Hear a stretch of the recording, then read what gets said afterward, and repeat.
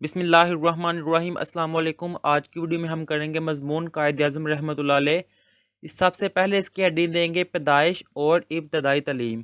قائد اعظم محمد علی جناح پاکستان کے بانی ہے۔ آپ کے والد کا نام پونجا جناح تھا جو راجکوٹ سے کاروبار کے لیے کراچی آ گئے تھے۔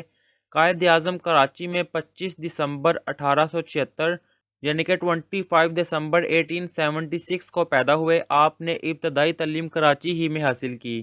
اب اس سے نیکسٹ جو ان سے ہے آپ ہیڈنگ دیں گے انگلستان روانگی۔ اس میں لکھیں گے میٹرک کے بعد آپ اعلیٰ تعلیم حاصل کرنے کے لیے انگلستان چلے گئے، جہاں سے بیرسٹر بن کر واپس آئے۔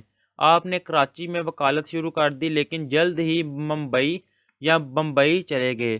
آپ بہت محنتی اور ایماندار تھے، اس لیے جلد ہی شہرت کی بلندیوں کو چھونے لگے۔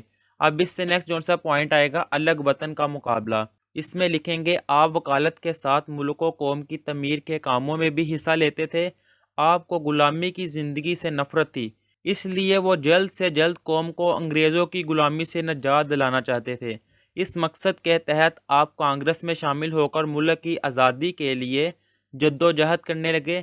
کانگریس میں شامل ہونے کا مقصد ملک کو غلامی سے نجات دلانا تھا، لیکن جلد ہی آپ نے محسوس کر لیا کہ کانگریس کو صرف ہندوؤں کے مفادات عزیز ہیں، چنانچہ وہ مسلمانوں کے لیے علیحدہ وطن حاصل کرنے کے نصب العین کے تحت کانگریس کو چھوڑ کر مسلم لیگ میں شامل ہو گئے۔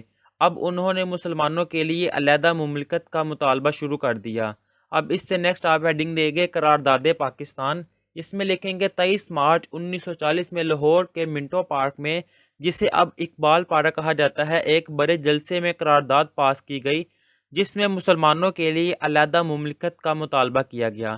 یہی قرارداد پاکستان کے حصول کا مطالبہ بن گئی۔ اس قرارداد کا ہندوؤں کی طرف سے بہت مذاق اڑایا گیا، لیکن قائد اعظم ارادے کے پکے تھے، وہ اپنے مطالبے پر قائم رہے۔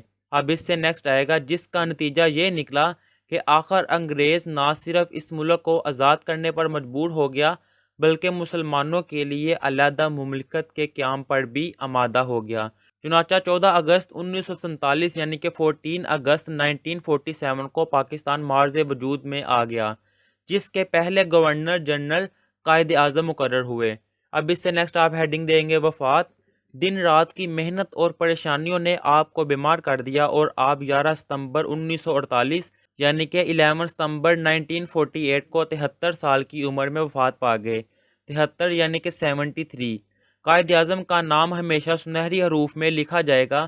انہیں دنیا کی ایسی عظیم شخصیات میں شمار کیا جاتا ہے جو اپنے عظیم کارناموں کی وجہ سے لوگوں کے دلوں میں ہمیشہ زندہ رہتی ہے۔ یہ ہے مضمون، یہاں پر ہم نے کمپلیٹ کر لیا ہوا ہے یہ والا ایسے۔ اللہ حافظ۔